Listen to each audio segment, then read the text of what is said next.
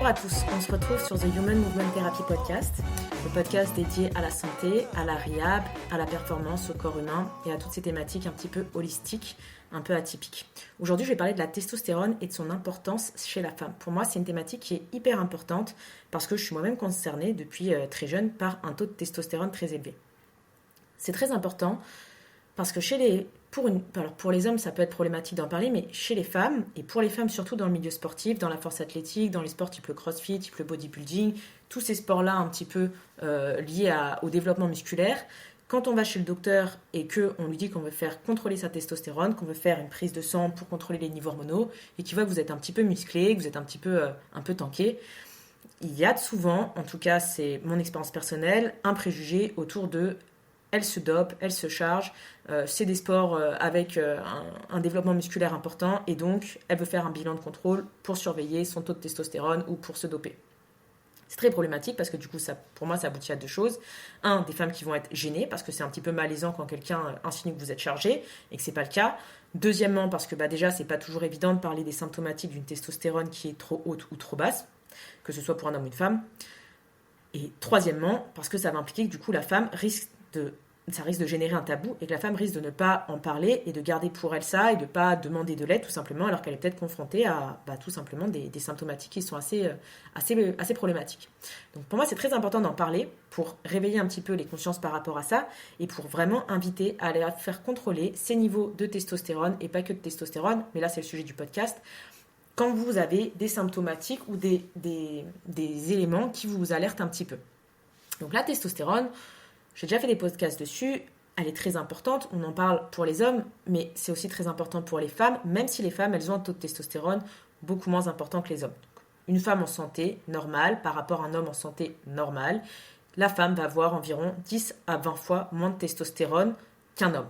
Bien sûr, on peut avoir des hommes et des femmes qui ont des taux de testostérone similaires, on peut avoir des femmes qui ont des taux de testostérone plus élevés que les hommes, mais ça, c'est dans le cadre uniquement où il y a un dérèglement à la baisse, un dérèglement hormonal à la baisse chez l'homme de la testostérone parce qu'il y a une maladie, et un dérèglement à la hausse de la testostérone chez la femme parce qu'il y a une maladie. Du coup, on peut se retrouver avec des femmes qui ont des taux de testostérone plus élevés que chez les hommes. Ça m'est arrivé avec certains patients, dans mon cas où la testostérone est trop élevée et chez eux la testostérone trop basse, d'avoir des taux plus élevés qu'eux. Mais c'est pas la norme. Alors je sais qu'il y a un grand débat pour dire que les femmes et les hommes sont identiques. Non, au niveau biologique, les femmes et les hommes ne sont pas identiques, il y a des différences hormonales et il peut y avoir des tendances inverses, mais c'est uniquement dans le cadre d'une pathologie et d'un dérèglement hormonal. Si on a un homme et une femme avec des niveaux hormonaux normaux, on a des hommes qui ont un taux de testostérone beaucoup plus élevé. Néanmoins, ça reste très important pour les femmes et c'est pas parce qu'elle est plus faible que c'est pas important. Alors, c'est très important pour la femme pour plusieurs raisons. Il y a des raisons qui sont assez évidentes et dont on parle plus facilement. Donc il y a des personnes qui vont dire que la testostérone elle est importante pour la masse musculaire, que la testostérone elle est importante pour la fonction immunitaire, qu'elle est importante pour les globules rouges.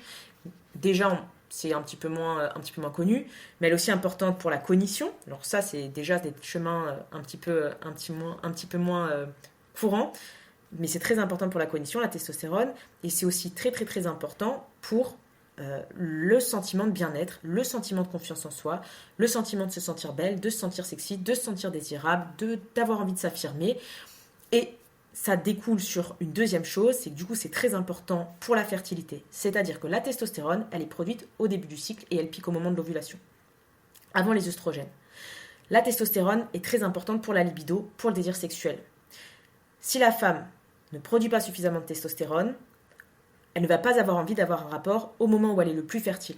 Donc si la femme, elle a envie d'être procréée en début de cycle ou tout à la fin, ça n'a aucune importance pour la survie, parce que c'est pas à ce moment-là qu'elle est féconde. Il y a besoin d'avoir ce taux de testostérone vraiment au moment de l'ovulation. Il faut qu'elle ait ce désir d'avoir un rapport, ce désir d'avoir envie de procurer, qu'elle recherche le désir sexuel, parce que c'est à ce moment-là qu'elle est le plus fertile, et c'est à ce moment-là qu'elle ovule, et c'est à ce moment-là que le rapport sexuel peut aboutir à la reproduction, à la procréation, ce qui est le but de la survie humaine. Et donc c'est normal qu'à l'intérieur de notre corps, physiologiquement, le corps va chercher à stimuler le désir d'avoir un rapport sexuel au moment où le rapport peut aboutir à la naissance d'un être humain. Donc la testo produite avant les œstrogènes aboutit au désir sexuel, aboutit à cette hausse de la libido au bon moment pour pouvoir procréer et avoir en résultante un enfant de cette procréation.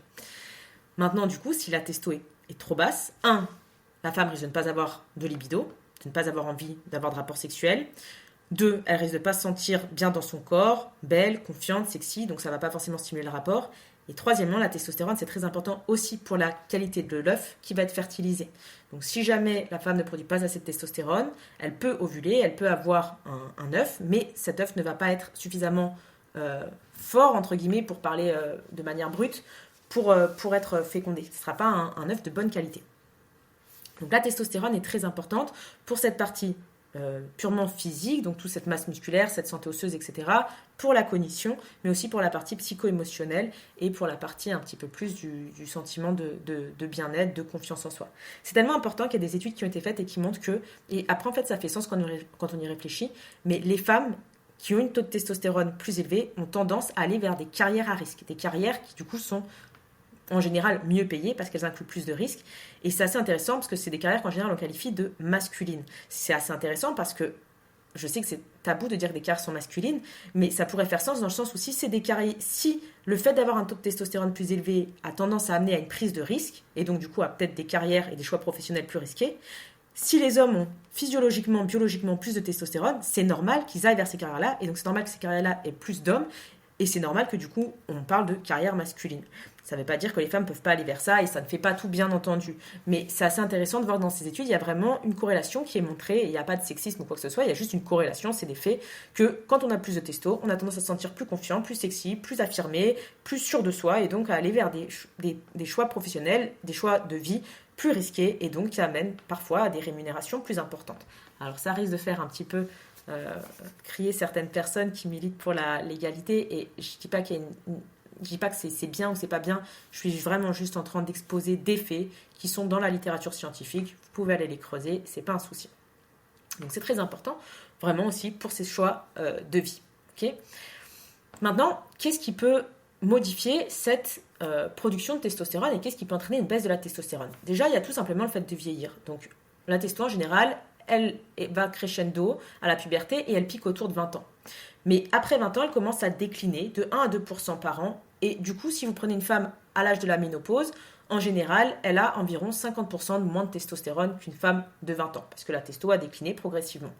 Ce déclin aboutit à une baisse de la libido, à ces sensations de chaleur, à une baisse de la confiance en soi, toutes ces choses-là qu'on associe à la ménopause, mais qui en fait sont liées aussi à cette baisse de la testostérone.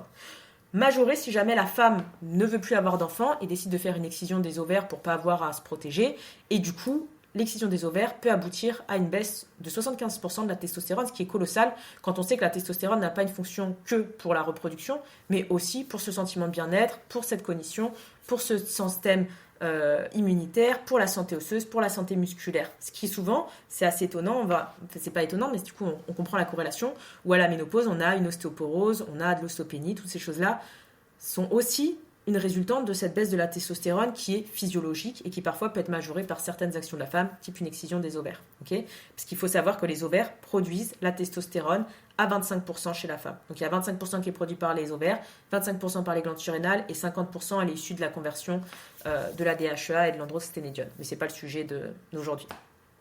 Il y a un autre facteur très important chez les femmes, ça va être les cosmétiques et les soins de beauté. Donc les femmes ont tendance à se maquiller plus que les hommes en général, même si aujourd'hui il y a un peu une inversion parfois de la tendance, mais de manière, en tout cas jusqu'à actuellement, les femmes ont tendance à plus se maquiller. Donc tout ce qui va être vernis, tout ce qui va être produit pour les cheveux, crème pour le corps, maquillage, mascara, fond de teint, toutes ces choses-là contiennent des xénoestrogènes qui vont avoir tendance à faire cracher la testostérone par un processus qu'on appelle l'aromatisation, qui est une transformation de la testo en œstrogène. Le problème avec ça, c'est que du coup, on se retrouve avec des taux crachés, et comme les femmes ont tendance à utiliser beaucoup de produits de beauté, parfois, du coup, elles sont exposées énormément à ces xénoestrogènes, qu'on retrouve aussi, pas juste dans le maquillage, mais aussi dans les produits de soins. Gel de douche parfumé, encens pour la maison, bougies parfumées, diffuseur pour la voiture parfumée, toutes ces choses-là contiennent des xénoestrogènes et peuvent venir perturber le système hormonal. Pas juste la testostérone, ça peut perturber la thyroïde, ça peut perturber d'autres choses, mais ça perturbe en partie aussi la testostérone. Et comme les femmes ont tendance à utiliser plus ces produits de soins, les parfums, etc., c'est des choses qu'on retrouve en tout cas actuellement, c'est quelque chose qu'on retrouve, c'est un facteur de risque pour les femmes encore plus que pour les hommes, même si aujourd'hui les hommes aussi utilisent des soins, des crèmes, du parfum, etc. Et parfois du maquillage, parfois même du vernis. Maintenant, il y a un dernier facteur qui est très important, c'est la pilule. Donc, il n'y a pas que la pilule, je parle de la pilule, mais ça va être tout ce qui est contraception hormonale. La contraception hormonale crache la testostérone. Okay, donc, quand on est sous pilule ou sous contraception hormonale, la testo va cracher. Quand on va arrêter sa pilule, si on souhaite l'arrêter, et je me base souvent sur ça parce que la pilule peut être très importante pour certains dérèglements hormonaux, et je ne dis pas que je suis 100% contre, et c'est important aussi pour se protéger. Mais la pilule a énormément d'effets secondaires et encore plus chez les athlètes, ça peut être très très problématique. Donc il y a parfois des cas, et souvent, où si on peut éviter la pilule et si on peut éviter la contraception hormonale, j'essaie d'inviter à éviter une contraception hormonale. Maintenant, il y a des cas où la pilule peut avoir des effets positifs et peut être importante. Donc tout n'est pas tout blanc ou noir. Mais de manière générale, comprendre que quand on est sous pilule, crache de la testostérone, parce que de toute façon, on n'a pas des cycles menstruels normaux, on n'a pas des menstruations normales, on a un système hormonal qui est complètement déréglé parce qu'on reçoit des hormones synthétiques qui n'ont pas du tout les mêmes vertus que les hormones naturelles. Et la testostérone se retrouve crachée. Quand on arrête la pilule, on peut avoir un effet de rebond où la testostérone explose. Donc, qu'est-ce qui se passe? On se retrouve avec des femmes qui, quand elles sont sous leur pilule, peuvent avoir une testo trop basse et des symptomatiques associées à une testo trop basse. Quand elles arrêtent leur pilule, elles basculent dans l'opposé avec des symptomatiques de testostérone trop élevées. Donc, les deux sont possibles.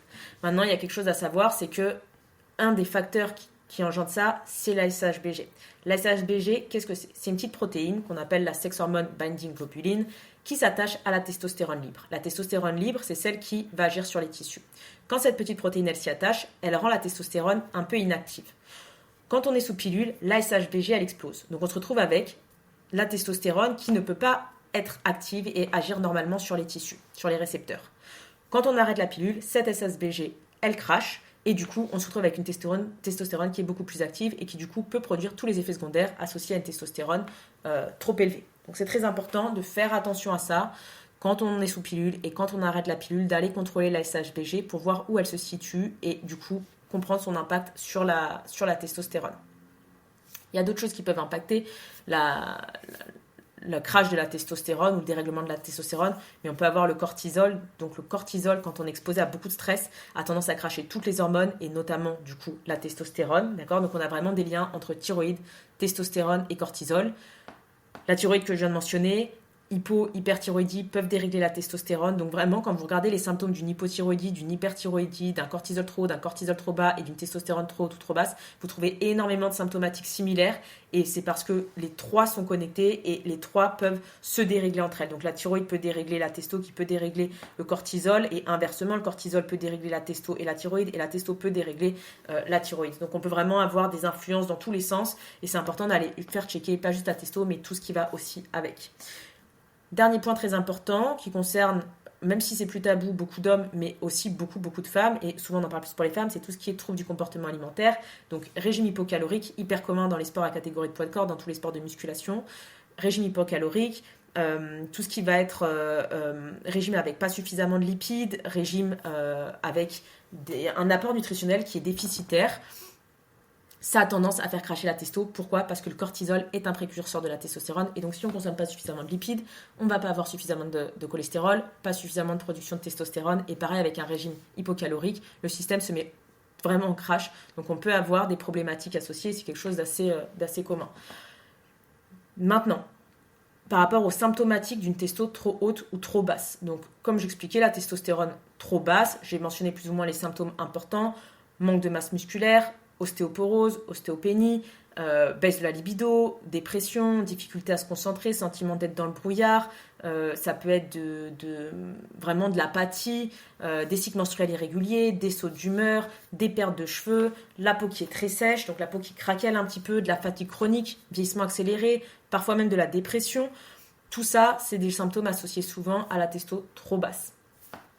Maintenant, chez une testostérone trop élevée, c'est pas forcément mieux, d'accord, même si ça peut être intéressant pour les sports des sports qui sont associés à de la force ou au développement musculaire, mais il y a des effets secondaires aussi. Tout ce qui est acné, peau huileuse, agressivité, colère, hirsutisme, donc pilosité sur des régions où la femme n'est pas censée avoir de poils, par exemple le menton, la poitrine, les bras, tout ça, les fessiers, tout ça, c'est des choses qui sont associées à souvent une testostérone trop élevée. Ça peut être aussi associé à d'autres androgènes, mais c'est pas le sujet du podcast. Mais la testostérone peut être en cause. Difficulté à perdre du poids et surtout au niveau de la région abdominale. Donc il faut savoir que la testostérone n'a pas le même effet chez les hommes que chez les femmes. Chez les hommes, elle va avoir tendance à diminuer la prise de masse grasse abdominale. Chez les femmes, ça va avoir tendance à l'augmenter. Donc chez un homme qui a tendance à ne pas avoir beaucoup de masse grasse abdominale, souvent on pense à un déficit de testo, alors que chez la femme, ça va être l'inverse, on va penser à une testo qui est trop élevée. Donc il faut bien comprendre qu'il y a une différence. On n'en parle pas souvent, mais le noircissement des aisselles, c'est un symptôme aussi qui est associé avec une testostérone trop élevée. Parfois la perte de cheveux. Le syndrome des ovaires polykystiques, pour les femmes, c'est quelque chose qu'on entend de plus en plus. Ça ne va pas dans le sens où la testo plus élevée peut en générer ça, mais un syndrome des ovaires polykystiques peut être associé avec un taux de testostérone trop élevé. Okay, et ensuite, une fertilité trop basse. Donc, comme j'expliquais, la testostérone, elle est importante pour la fertilité, pour la procréation, mais il faut toujours un équilibre dans le corps. Si elle est trop haute, mais si elle est trop basse, on peut avoir une problématique au niveau de la fertilité. Donc, cet équilibre est toujours très important. Il faut que la testo soit ni trop haute, ni trop basse. Pour les raisons d'une testostérone trop élevée, il y a plusieurs facteurs, mais en général, il faut aller regarder s'il n'y a pas un syndrome des ovaires polykystiques, s'il n'y a pas une résistance à l'insuline. Il faut aller regarder la ménopause aussi, parce que comme j'expliquais, la ménopause peut aboutir à un crash de la testo, mais il peut y avoir un excès de testo relatif. Par relatif, j'entends qu'à la ménopause, les œstrogènes et la progestérone vont cracher, mais parfois la testo reste stable. Et on se retrouve avec du coup une balance entre la testo, les œstrogènes et la progestérone, qui, même si la testostérone reste stable, comme les œstrogènes et la progestérone crachent, on se retrouve avec une testo qui est relativement trop élevée, parce qu'il y a toujours ce besoin d'équilibre. Donc il faut aller regarder tous ces marqueurs sur les prises de sang, c'est très important, et même si votre docteur ne veut pas regarder, sachez que vous pouvez aller faire votre bilan sanguin en payant, sans avoir d'ordonnance. Il faut juste avancer les frais, vous ne serez pas remboursé, mais c'est totalement faisable. S'il y a une hyperpilosité, il faut aussi aller regarder les DHEA, c'est quelque chose qui est important, parce qu'il n'y a pas que la testostérone, il y a d'autres marqueurs à aller regarder. Maintenant, si vous faites votre prise de sang, qu'au moment de la prise de sang, tout est normal, la testo elle est normale, votre docteur vous dit que tout est ok, il ne comprend pas. Allez regarder ce qu'il advient de la testostérone. Donc la testostérone, elle est convertie par une enzyme, d'accord, qu'on appelle la 5-alpha réductase en 2 métabolites. Et cette testostérone, elle va être 3 fois plus active si elle est convertie dans le chemin 5-alpha. Il y a un chemin 5-bêta qui la rend beaucoup moins active. Si le corps, pour une raison X ou Y, a tendance à, donc soit génétique, soit parce qu'il y a un statut inflammatoire trop élevé, a tendance à choisir la voie 5-alpha, donc parmi les deux voies, la 5-alpha et la 5-bêta, il choisit la 5-alpha, il y a une préférence pour le chemin 5-alpha, la testostérone va être 3 fois plus puissante et du coup, on se retrouve avec des symptômes plus importants d'excédent de testostérone, type l'hirsutisme, type l'acné, type la peau huileuse, type l'agressivité. Donc, ce qui peut affecter cette préférence pour le chemin 5-alpha ou 5-bêta, pour le 5-alpha, souvent c'est statut inflammatoire, donc des allergies, gluten, sensibilité à intolérance à l'histamine, laitage, beaucoup d'alcool, le fait de fumer, toutes ces choses-là qui génère un statut inflammatoire. Ça peut être aussi génétique, ça peut être la prise de stéroïdes, ça peut être la diététique, ça peut être une infection intestinale, ça peut être le stress, ça peut être l'arrêt de la pilule. Tout ça, c'est des facteurs qui peuvent aboutir à une préférence pour le chemin 5-alpha réductase. Donc si vous avez des taux de testostérone normaux, mais que vous avez tous les symptômes d'une testostérone trop élevée, allez regarder ce qu'il advient de votre testostérone. Allez voir si votre chemin préfère le chemin 5-bêta ou le 5-alpha, parce que ça peut être influencé par ça. Donc, avant de conclure, maintenant, qu'est-ce qu'on peut faire si jamais on a un taux de testostérone trop bas? Qu'est-ce qu'on peut faire pour l'augmenter? Donc déjà, on peut augmenter l'apport calorique si jamais il est insuffisant. Et puis, on peut surtout augmenter l'apport en lipides pour booster le cholestérol, pour booster la production de testostérone. Augmentation des sports associés à une prise de masse musculaire. Donc, musculation, haltérophilie, crossfit, force athlétique, streetlifting, toutes ces choses-là vont booster, tous les sports avec des charges vont booster la production de testostérone. Vous pouvez aussi essayer de diminuer votre stress, votre cortisol. Donc pour ça, vous pouvez utiliser des adaptogènes, par exemple. Ce qui peut être intéressant, c'est la maca, qui a tendance à booster la libido et qui a tendance à booster aussi la testostérone. Donc c'est un légume racine qui est utilisé depuis la nuit des temps et qui est très important pour la régulation la régulation hormonale et notamment pour la libido, la vitalité. Donc très intéressante à la ménopause. Maintenant, si la testostérone, elle est trop haute. C'est un petit peu plus compliqué. Il faut aller regarder le statut inflammatoire. Il faut aller regarder un petit peu s'il n'y a pas un syndrome des ovaires polykystiques. Mais par contre, on peut utiliser des choses. Donc, on peut utiliser pareil certaines plantes et on peut utiliser le zinc. Le zinc est hyper intéressant parce qu'il a une double action. Donc, le zinc, il peut booster la testo ou il peut la diminuer. Donc, il peut booster les androgènes ou les diminuer. En général, c'est par rapport à votre niveau de base. Donc, si votre niveau de base de testostérone est trop élevé, le zinc va avoir tendance à le diminuer. Si votre niveau est trop bas, il va avoir tendance à booster la testostérone. Donc ça va vraiment dépendre du besoin de la personne, un petit peu comme un adaptogène. Du coup, c'est assez intéressant à aller utiliser. Et donc ça, si vous, en général, le signe que vous manquez de zinc, c'est des petites traces blanches sur les ongles, souvent, et les ongles fragiles et des traces blanches sur les ongles, ça peut être des symptomatiques associés un niveau de testo trop... pardon, pas un niveau de testo, un niveau de zinc trop bas, je parle trop de la testo, et vous pouvez faire un test du goût en général. Donc si vous prenez du zinc, normalement il a un goût amer, d'accord? S'il goûte normal pour vous, s'il goûte neutre, c'est qu'en général vous avez une carence. Si vous vous supplémentez, à partir du moment, donc souvent avec le zinc en liquide, là je parle du zinc en liquide, quand votre niveau de zinc commence à se réguler dans le corps, vous prenez votre bouchon de zinc, il va goûter amer. À ce moment-là, vous savez que vos niveaux de zinc ils sont régulés et que le corps il ne l'accepte plus de la même façon. Dernière chose que je veux mentionner et avant que j'oublie. C'est très compliqué pour les femmes de savoir à quoi ressemble un état normal avec des taux hormonaux normaux. Pourquoi ? Parce que les femmes, en général, quand on commence à entrer dans la puberté, qu'on commence à avoir de l'acné, tout de suite le docteur, le gynéco, ils ont tendance à prescrire la pilule. La pilule, comme j'ai dit, elle crache complètement les hormones. Elle donne des hormones synthétiques qui n'ont pas le même effet que les hormones naturelles et la testo va cracher. Donc la femme qui a 13-14 ans, parfois quand on donne la pilule, n'a pas encore une full libido, n'a pas encore complètement confiance en elle, n'a pas encore des taux de testo à booster à 100% parce que comme on a vu ça piquait à 20 ans, elle est mise sous pilule, n'a même pas le temps d'expérimenter ce que c'est que d'avoir des taux de testo normaux, que déjà on lui crache sa testo avec une pilule.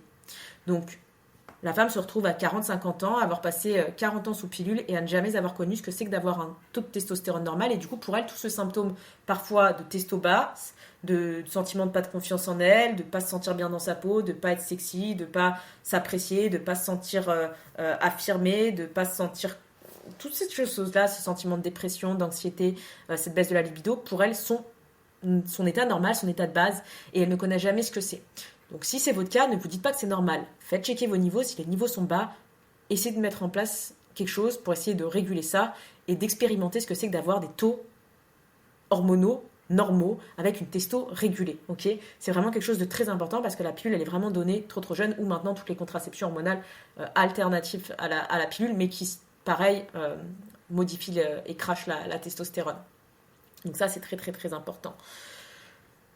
Je pense que je vais terminer le podcast sur ça. J'ai fait le tour de la question, j'ai parlé de beaucoup de choses. J'espère que c'était clair, j'espère que ça vous a peut-être évoqué des pistes, peut-être que ça a éveillé chez vous certaines choses. Si c'est le cas, si ça vous intéressait, si vous connaissez quelqu'un qui peut être intéressé par ça, n'hésitez pas à le partager, n'hésitez pas à reposter le podcast, à le commenter et n'hésitez pas à sensibiliser votre entourage dessus parce que c'est quelque chose de très important et qui peut commencer très très jeune comme on a vu à partir du moment où la pilule va être prise très tôt.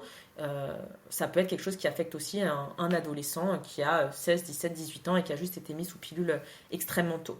La dernière chose que je voulais dire, et parce que c'est assez drôle entre guillemets si on peut dire ça comme ça, c'est pour montrer à quel point la testostérone elle est importante, c'est que et à quel point les symptômes d'une testostérone trop basse sont problématiques, c'est qu'il y a une pilule qui existe, qui a été développée pour les hommes. Une pilule qui abaisse les niveaux de testostérone à des niveaux similaires à ceux d'un homme castré. Mais cette pilule, elle ne sera jamais commercialisée et elle ne fonctionne pas parce qu'aucun homme ne veut accepter les risques d'une testostérone trop basse. Quand on voit les symptômes d'une testostérone trop basse, manque de libido, manque de drive, manque de confiance en soi, manque d'affirmation, manque de confiance, tout ça, aucun homme ne veut avoir ces symptomatiques. Donc la pilule, elle existe. On pourrait partager la prise de la pilule. Il pourrait y avoir parfois des hommes qui prennent la pilule et pas les femmes. Mais évidemment, ce n'est pas commercialisé parce qu'aucun homme n'acceptera ça. Et les femmes subissent ça toujours sans se plaindre. Donc sachez que ça existe. Et sachez qu'en plus, les hommes pourraient à côté se complémenter avec des stéroïdes pour contrebalancer les effets d'une testostérone trop basse. Mais Mais voilà, c'est pas mis sur le marché et ça sera certainement jamais mis sur le marché. C'était juste pour terminer le podcast avec la petite anecdote, parce que je pense qu'il y a beaucoup de personnes qui sont pas au courant de ça. Et c'est quelque chose qui, je pense, pour les femmes, parfois est un petit peu difficile à accepter, parce que c'est vraiment la question, s'il y a des hommes qui écoutent, la question de la contraception, c'est quelque chose de très problématique. Aucune femme n'a envie de rester enceinte sans qu'il y ait un désir de grossesse. Et actuellement, à part le stérilet en cuivre qui a beaucoup d'effets secondaires pour certaines femmes et qui peut être assez douloureux, il n'y a pas d'alternative, à part le préservatif. Mais pas beaucoup d'hommes veulent porter de préservatif. Et du coup, les femmes ont souvent, par défaut, par non-choix, se mettre sous contraception hormonale et subissent tous ces effets secondaires. Et c'est vraiment problématique, ça n'est vraiment pas du tout agréable à vivre. Et en tant qu'athlète, ça peut générer aussi des pertes de force, de la difficulté à prendre de la masse musculaire, etc. Donc c'est vraiment très important de le prendre en compte et de pas négliger ça. Si vous avez votre partenaire qui est concerné, vous dites pas c'est bon, il faut bien que tu prennes ta pilule ou ta contraception, parce que ça peut vraiment être pas évident à vivre. Voilà, j'espère que ça a intéressé, j'espère que ça vous a sensibilisé et je vous dis à bientôt pour le prochain épisode.